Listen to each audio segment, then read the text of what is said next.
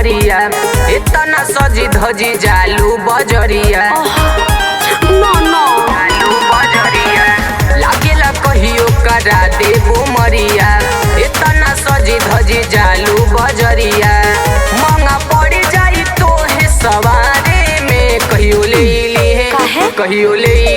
तो है अनहारे में लइका हो जाई रानी कुंवारे में कहियो ले ली तो है अनहारे में लइका हो जाई रानी कुंवारे में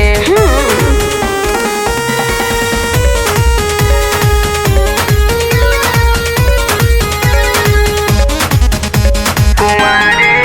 में बात सुनिए प्लीज। कुंवारे में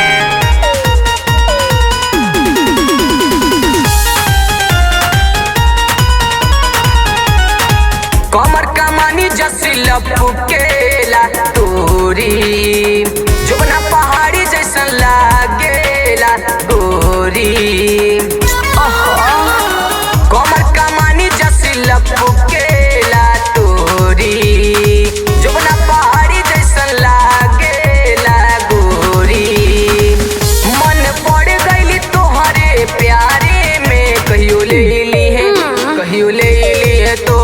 अनहारे में लइका हो जाई रानी कुंवारे में कहियो ले ली है तो है अनहारे में लइका हो जाई रानी कुंवारे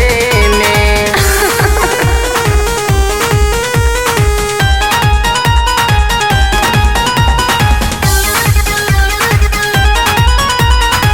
ओही पे नजर टिकौले या कसबा